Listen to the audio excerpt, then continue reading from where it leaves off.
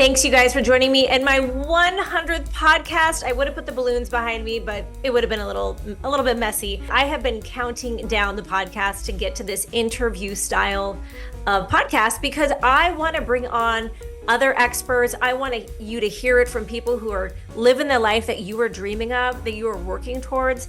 I want to share people that I know, other matchmakers that I know, and our experiences and what we want you to grow from. I want my husband to jump on with me. So thank you so much for going through those 99 podcasts with me, which I will still be referring to as Dating with Katy, because this podcast is just going to be the bigger scope of now where I am going, which I'm married now, and I'm starting to see how I've got to readjust to marriage. It's not dating, and there's things that I want to grow and be better in. So you guys are going to learn all my life lessons, really. This is truly a life lessons podcast. So without further ado, I have made it a point that this podcast, my 100th podcast, was going to be someone who's very near and dear to my heart, who's made an impact in my life, and who has brought me into the matchmaking fold. Today, I am going to be having Erica Arechia, who is head founder and matchmaker at my company, Cinqe Matchmaking. That's Cinque. I know the spelling ain't easy. I love her because, and I'm like, should I write this fancy repertoire, share the bio? Look, at the end of the day, this girl started a matchmaking company because she loves people, she loves networking, and I love her. And that's all you need to know, because y'all love me and you guys trust me. So without further ado, I'm going to get started with Erica asking questions about matchmaking, some of the myths about matchmaking, and then we're going to actually ask some details about her love life and her newly married happy family, and we are going to learn all about her tips and tricks. Thanks for joining in on a matchmaker's guide to love and life with me, your matchmaker, Katy Clark, your favorite matchmaker, Katy Clark. But I have my favorite matchmaker on here today as well. I want to introduce you all to the woman who has made this happen for me in my life. Please meet Miss Erica Arechia. We've been working on my Spanish here, but she's got this. This is the best matchmaker in town. So guys, say hi to Erica. And Erica, let them know more about you. I'm honored to be here. When Katy called me to tell me that I was going to be on her 100th episode, I was very humbled. I thought maybe she would have someone a little more exciting because I'm a little behind the scenes, but I'm excited to be here. And I hope to give a lot of value to her listeners, because that's really important. When I listen to a podcast, I like to get to the point. And Right. I like things that I can write down and snip it and take away. And so I hope that all of you listening here today get a chance to do that. Well, the cool thing is you are my first guest on my 100th podcast, and I purposed this. I've been planning on this. I know your husband, which we'll talk about a little bit later, is so excited to have you on because he is actually a big fan. So I appreciate. But if people knew, we have a Cinqe meeting once a month. And we have 7 matchmakers currently. We are building already, but we have a little chit chat session. And so this is just the start of getting my other co-matchmakers on here, chit chatting about the reality of what this is like in matchmaking. And today our title is Misconceptions in Matchmaking. And Erica, you have made a great list, and we're going to talk about these because people think some crazy things. How long have you been doing this now? Since 2010. So I guess my journey here was, I'm a super connector. So if you guys ever read The Tipping Point, I am your typical super connector, whether it was for love or for business. I was always ready to connect people to help them expand their networks. And it really fell on my lap to help people dating. I knew a lot about dating. It's a really strange set of skills to be a matchmaker, and a matchmaker that lasts this long in this industry.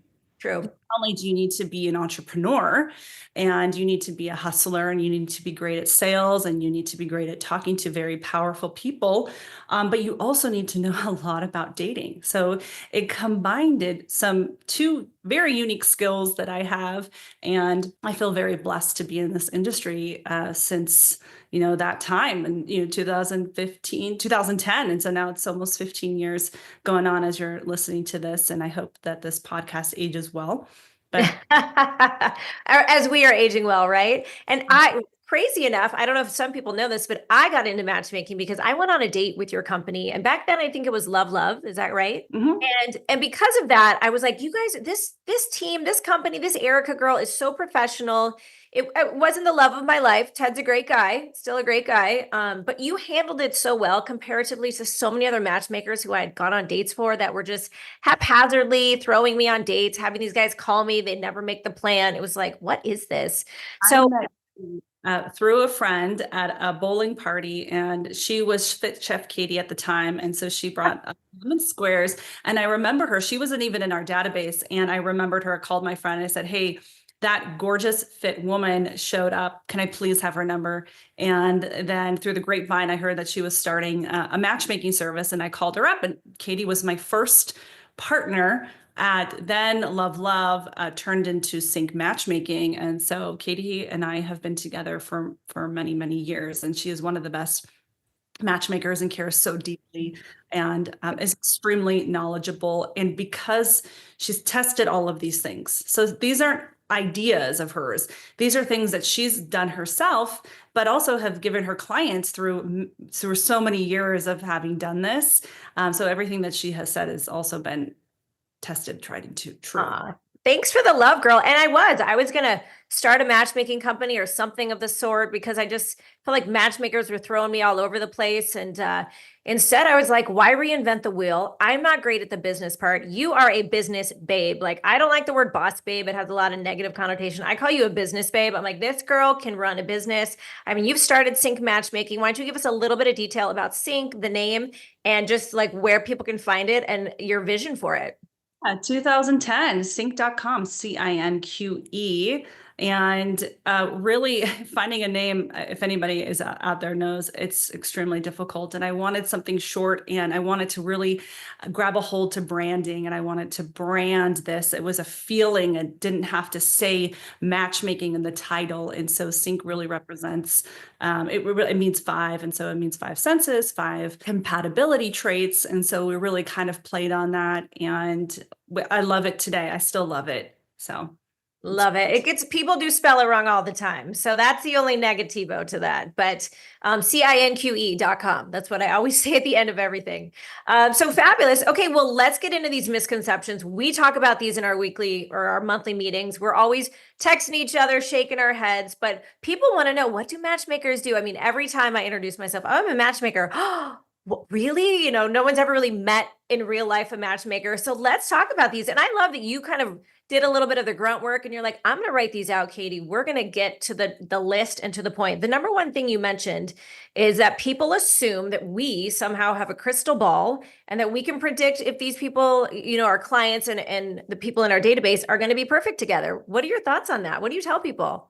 absolutely. So I think, people think we've got like a party trick. Oh, I'm single. Who do you have for me? This just happened yesterday. It happens every single week, every time I'm out, where they think that we're just gonna have somebody in mind for them, even though we haven't really gotten to know them.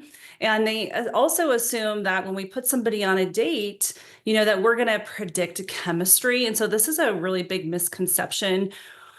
We are good at knowing somebody pretty quickly.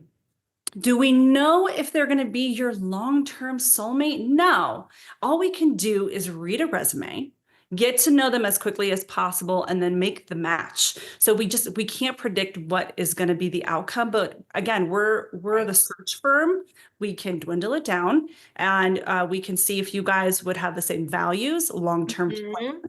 and then based on that, it's kind of up to you guys. I can't tell you how many marriages I've made off not knowing a whole lot about them and just kind of, praying that it's going to work out, but I don't really know, and some people go on a date, and if they're not in the right mindset, maybe they just got fired, maybe Mhm. it's a project that fell through, they're not in their right space during that date. Right. It looks poorly upon us, and it's a bummer, but it's also, again, we can't predict chemistry on that date. We just Yeah. can look at the resume and make the match and then get out of the way.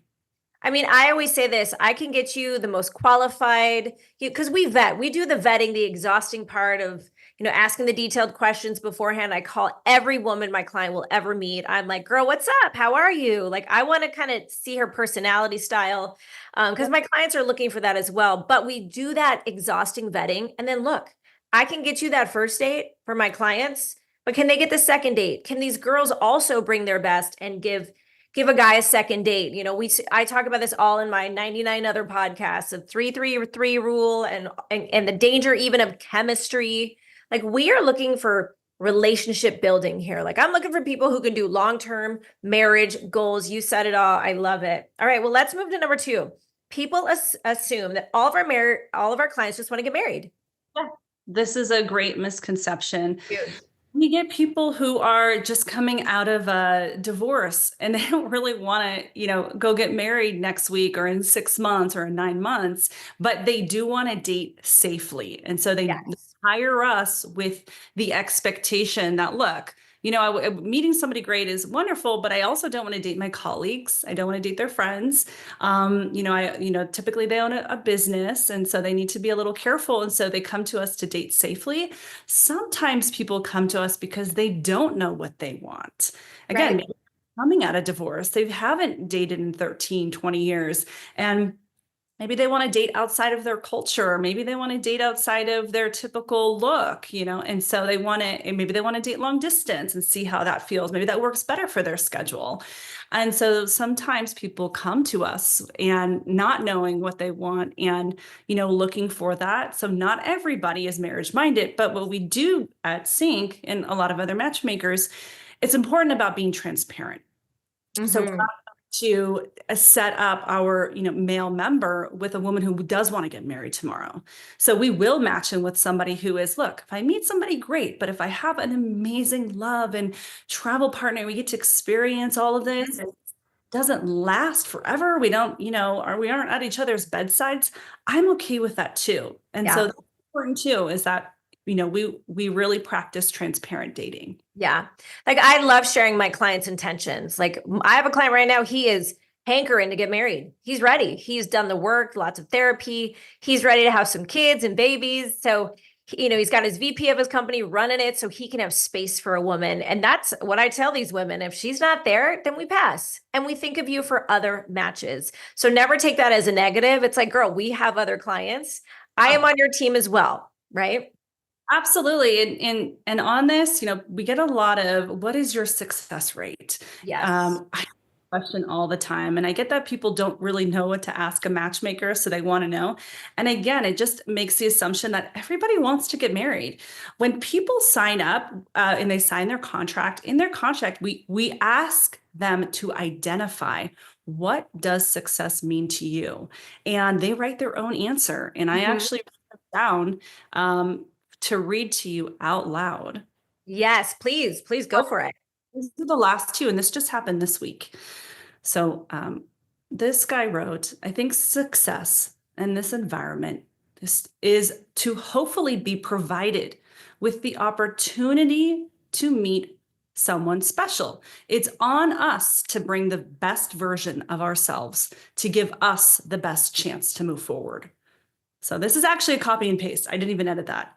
It's not on us. It's on him and the match to bring their best selves forward. And we're just looking for you guys. It's us.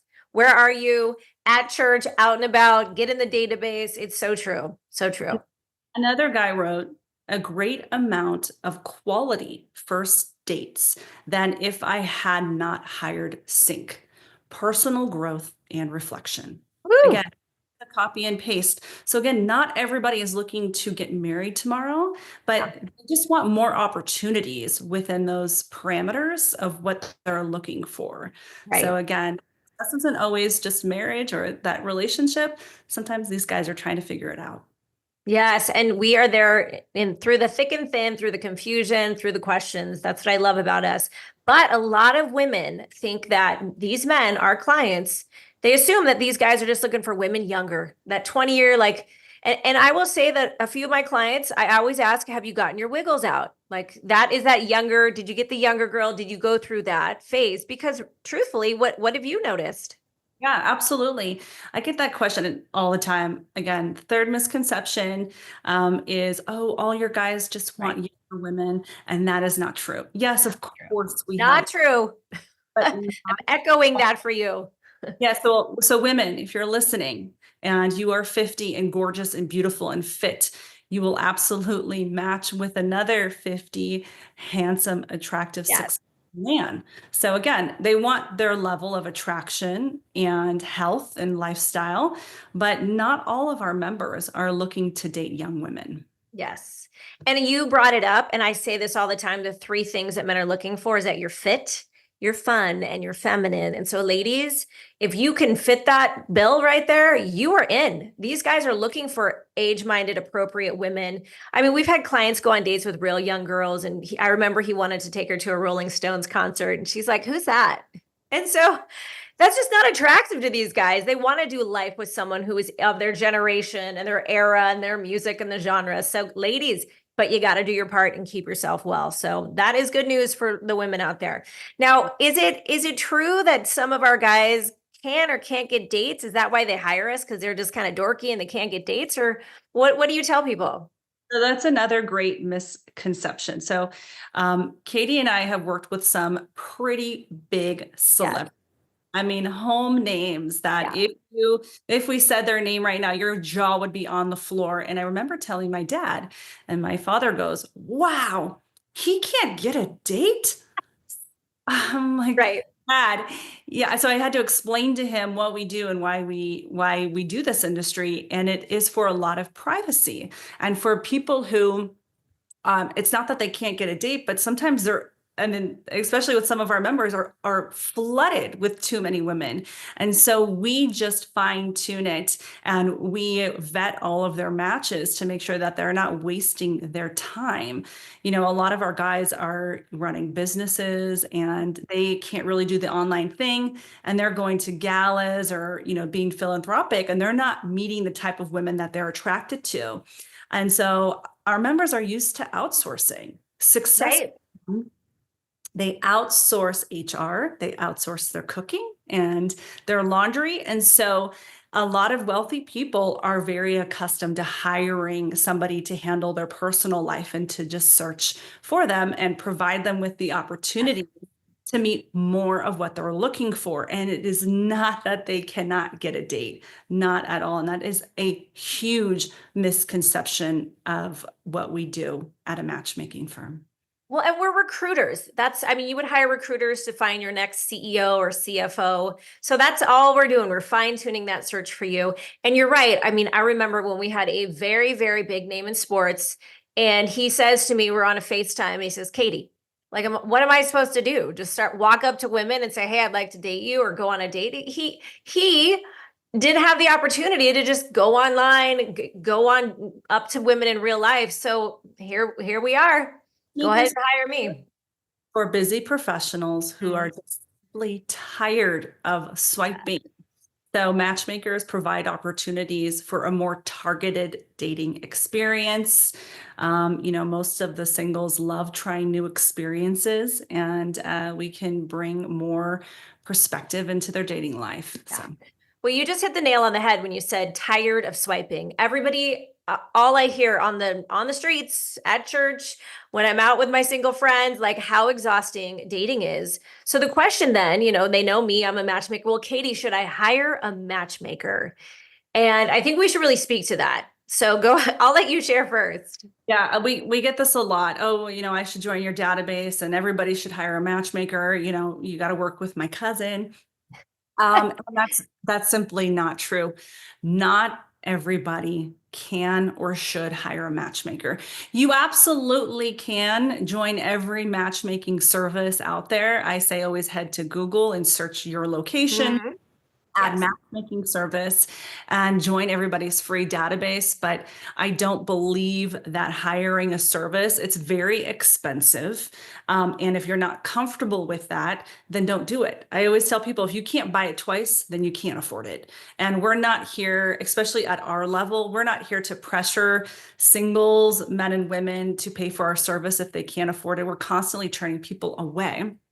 But it is we look for people who are looking for what I like to call like a natural match. And that means who they're looking for is also looking for them. Yes. And so if you are looking for somebody who isn't looking for you, then you're probably not a fit to hire a matchmaking service. And so really consider that. And you'll talk to a matchmaker and they'll be able to better assess you. A reputable matchmaker, go to the Matchmaking Institute and make sure that they have a good reputation. Head to Yes. Google. You can even ask us, go to Cinqe.com, our general inbox. We're always looking to refer great reputable matchmakers because I think it makes us all look good. I hate when people say that they hired a matchmaker and it wasn't a great experience. I always ask them, who did you hire? What year? Mhm. And that'll give me a little more insight into their experience because we've been doing this for so long. Yeah. But, again, it's not for everybody. And we hear a lot of horror stories. People who have hired matchmakers were never shown photos, were shoved on dates they didn't want to go on. So it sadly, there's a lot of bad matchmaking out there. And we have a great sheet when we have pre-clients that are curious, like, well, I'm looking at other matchmakers. I'm never worried about that. I know my people like me. I always say you should like your matchmaker. So if you are going to get a matchmaker, you should feel one with them. They should be available to you. I am 24, almost 7 with my clients, texting me late at night. What are they wearing? What's happening this weekend? I'm in. I mean, I would say go on a date with your matchmaker. Get to know them because you should be able to like their style, who they are, and all their values should really align with you. So kind of date your matchmaker yes. kind of thing, before you move ahead and hire them. And I do say too, like, is this person living your dream? Like, follow those who are living your dream. There's people who can talk the talk, but are they walking the walk? So, always another win when you have someone who's on your team and rooting for you in dating to relationships. All right. Well, here's another question. Do we hate dating apps? Do we hate dating apps, Erica? A huge misconception I get all the time. Oh, I'm on Tinder. It's so embarrassing. I'm sure you're just, talking all this kind of smack. And I go, no, absolutely not. We don't care where you meet your soulmate. I don't care if you're on, any website out there. It doesn't matter as long as you're meeting and you're being transparent with what you're looking for. Yes. You're finding value in it. Go on the dating apps. We even tell our clients too, because sometimes they want to see volume. It kind of is almost like a game to them. They really Yeah. like the look. And our service really isn't about that. Our service is about quality, not quantity. Right. And so we tell them, go ahead and download Tinder if you really want to be at a coffee shop and looking, because our time is not best spent putting in front of you women who are not going to accept a date with you. So we're only going to show you women who might be interested in you and who are available today. So Those clients, I always say they want the candy store. They want the keep going. Who do you have? Who else do you have for me, Katy? And those are the clients I avoid. I can see it in the early discussions.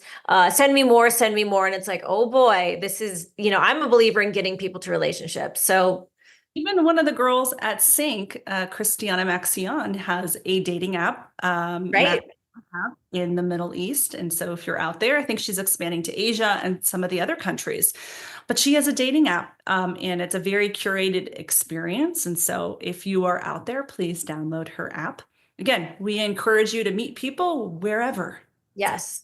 And I've taught, you need to have, it's like your finances. You need to diversify your dating portfolio. You've got some money over here, just like in finances, money over here. And Erica's always been great at helping me grow my money as well. But in dating, same thing. You're going to be in live, going to new places, telling your friends like, hey, I'm single. And you're going to be online and you're going to be in matchmaker databases because you never know. But here, let's move to this one real fast. Help, my blank is single. Can you help her? Whether it's my cousin, my friend, you hear this all the time. I heard this last night at my women's Friendsgiving, like, Absolutely. oh, I'm single. Can you help me? Oh, so-and-so single, right? All the time. They love to stop us at parties and assume that we can just match them instantly or have somebody in mind for them. And saying that is kind of like saying, hey, like to a CPA, hey, can you do my taxes? Because it is that time consuming. We have to first of all, there's liability involved. So if we're making a match, we need you to sign our documents. We need your dates to sign our waivers.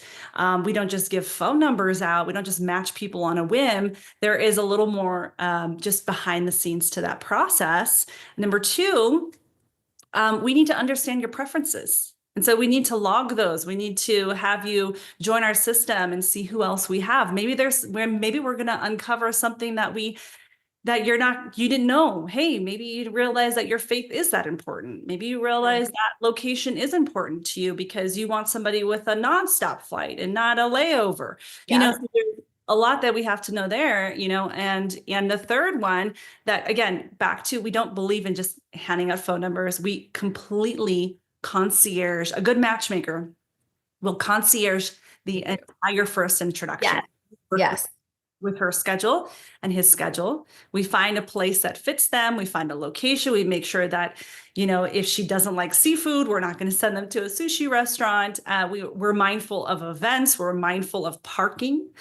So we're mindful of all those things. And all of this, again, takes time. And so people really assume that we just know everybody in our database that fast. Who do you have for me? Who do you have for me?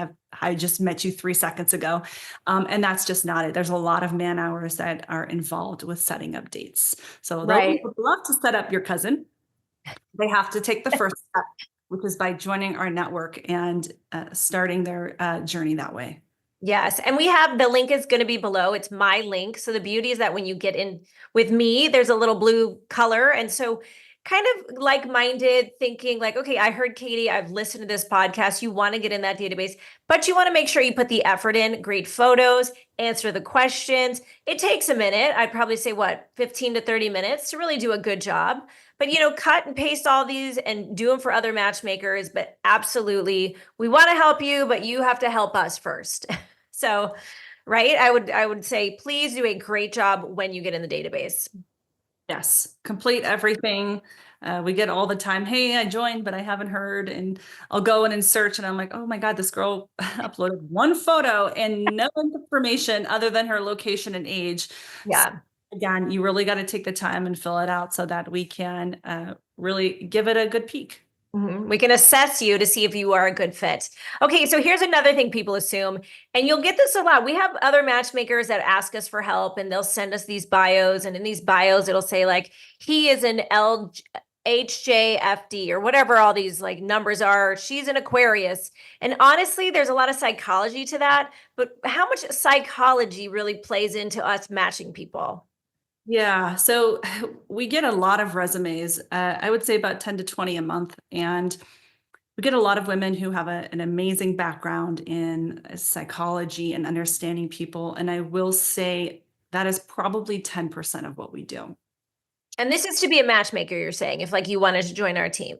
Yeah, this is to be a matchmaker and any matchmaking. Again, I've been doing this since 2010. So I know all of them. I know every woman that is in this industry, and it is a small portion really utilize, I guess, that psychology. And, a lot of people assume that has a lot to do with it. And to be an actual matchmaker, it has that is just so a small amount of the job. And the rest of the job is getting to know somebody very quickly, getting them to be warm to you on a phone call. Honestly, sometimes tracking them down, emailing them, texting them, Instagramming them to get their attention so that you can put them on a date with your client because they're a great match.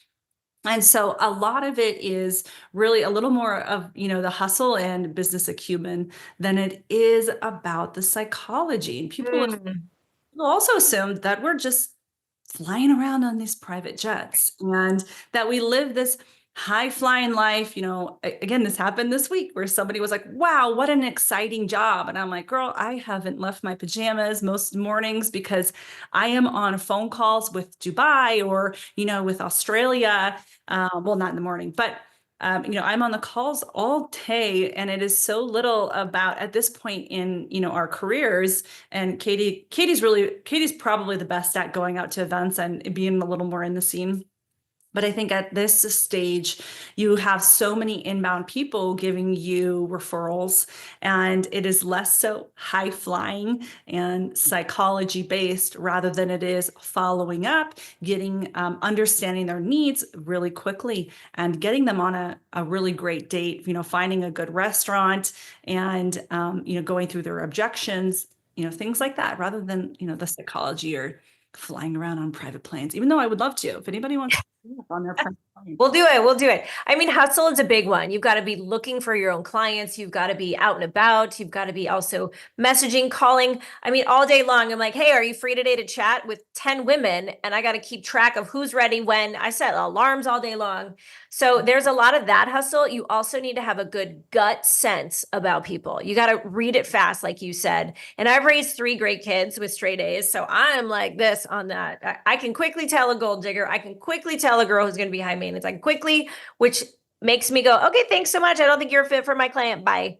And just a little so women know, we do put notes in our group database, and we have about 7-8 matchmakers who use it about our experiences with you ladies. So keep that in mind. Like, we want that to be positive on our end, and we want you to be positive back to us because we want to use you for our clients. So, okay. So what is matchmaking for the rich? And we're not cheap here. I do like to say, Erica, that we are the Neiman Marcus of matchmaking, but is it only for the rich? Well, that one is true. We're a little bit higher end. We are. And hiring a matchmaker is kind of like hiring a personal assistant. And so if you do get that assistant on a really inexpensive salary, then you get what you paid for. Yep. I will say that is true, but I do want to emphasize every matchmaker has a free database. And so you should head to Google and Google matchmakers in your area and join all of their networks. And because you never know who they might have for you. And so don't feel like you need to pay for it. Just join their networks and diversify your dating portfolio. But good advice. The really good matchmakers who typically take the time to get to know you, you do have, that is a premium charge. Yeah. But again, great point. Head to Katy's website and join her database and every matchmaker that's within your area, because it's important to get out there, and it's a competitive. So just take great photos and complete everything and you'll be fine. Yes. All right. Well, that's kind of what we have for the matchmakers misconceptions. But honestly, I wanted to start this podcast interviewing people because I want people to share how they met their spouses, how they met their boos, however, where they are in their dating life, and share their experience. So we're going to take a little minute here to end this podcast with your little love story. But first, why don't you share with us about you being on the podcast and your husband being a fan and how that all kind of came about when he found out that you were going to be my first interview guest?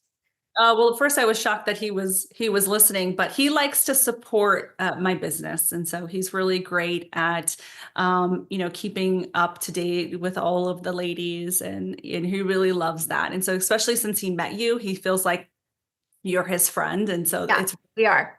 Yes. So he loves that. He gets to listen and he likes your advice. And I think it's amazing. But I love to tell our story because I like to remind women that not everything is this high flying, exciting experience. Romance. Yeah.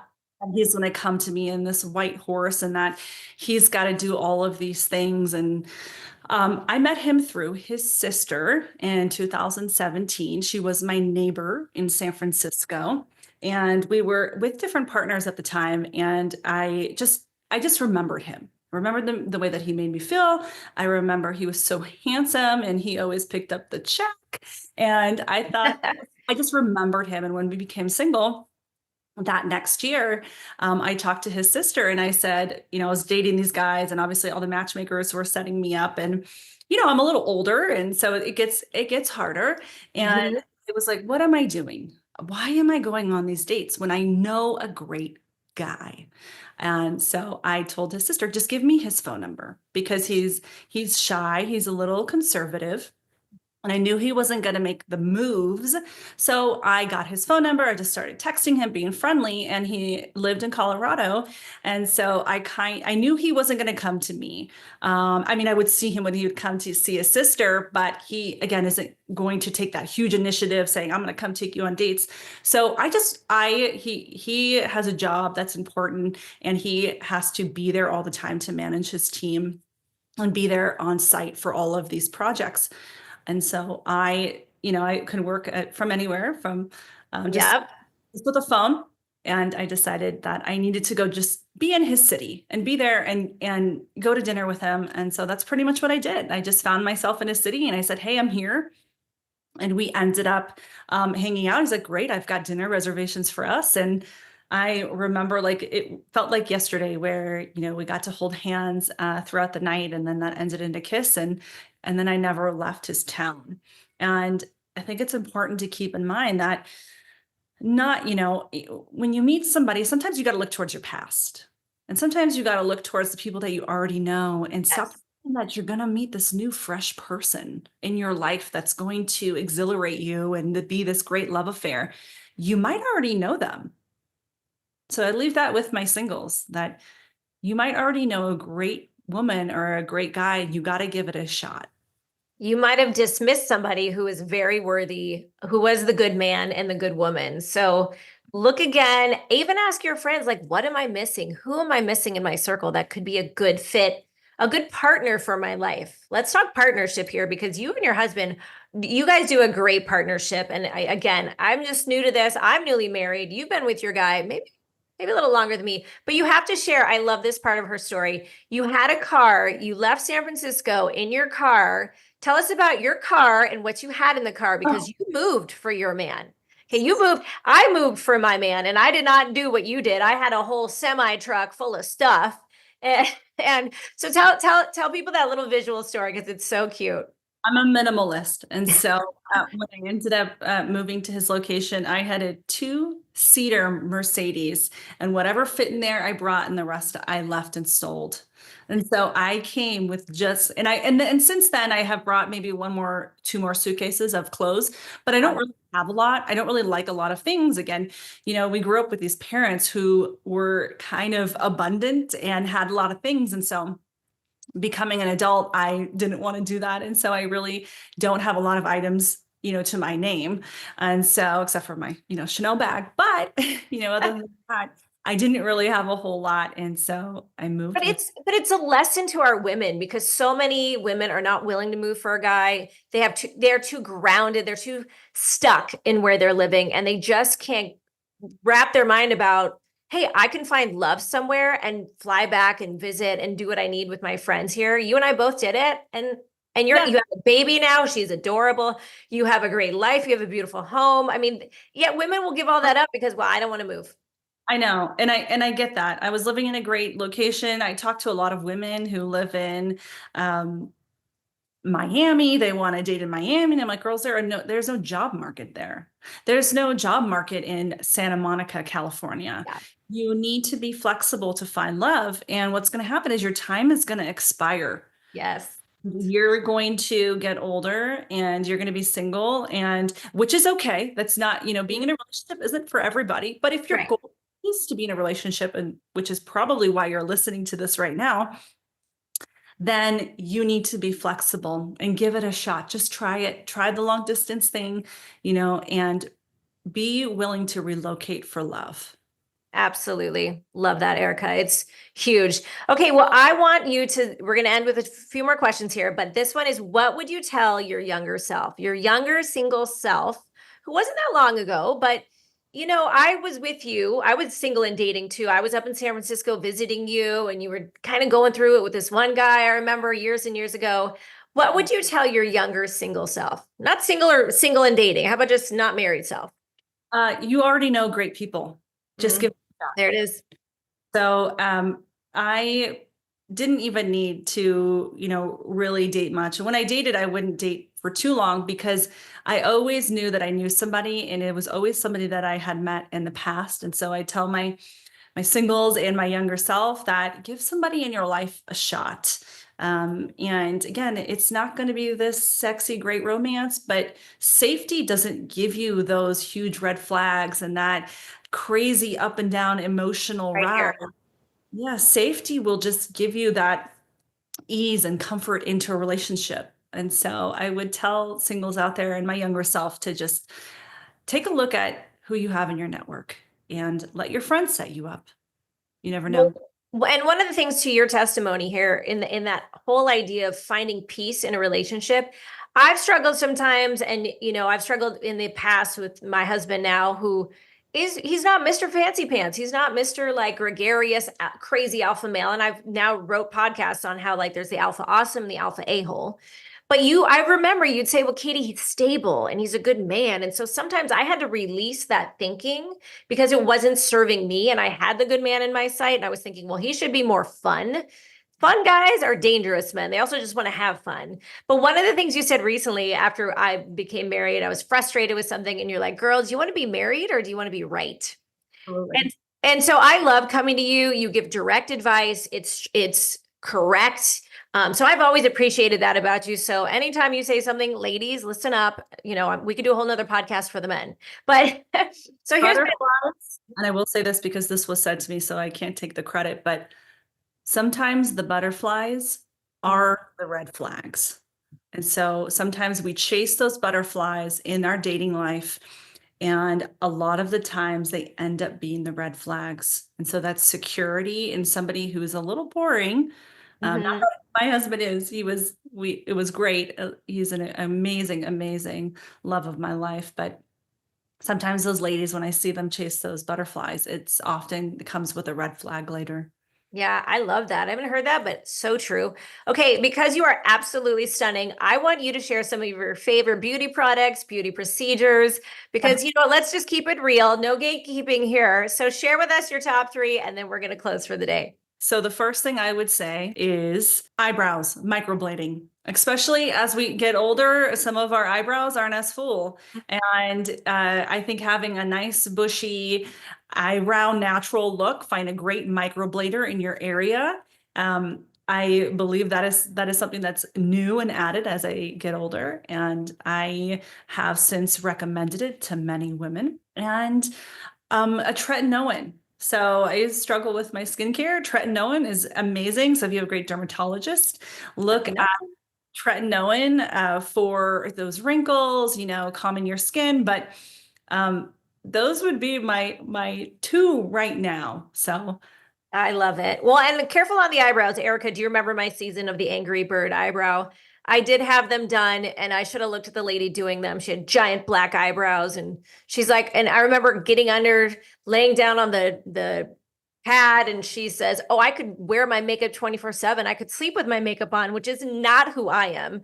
So I ended up getting these Angry Bird black eyebrows, which ended up meaning I needed more eyeliner, I needed more makeup, I needed to counterbalance these eyebrows on my head. But ooh, that was a rough season. But yes, waking up like you're slightly already done is always a win. Well, Erica, you are absolutely just a blessing in my life. You obviously opened the door for me to be a matchmaker. You continue to create Cinqe Matchmaking to be a top-notch, top of the tier, best of the best matchmaking company. And I'm just saying it because I believe it, because I work with other matchmaking companies and I'm like, that's it. I'm not working with you anymore.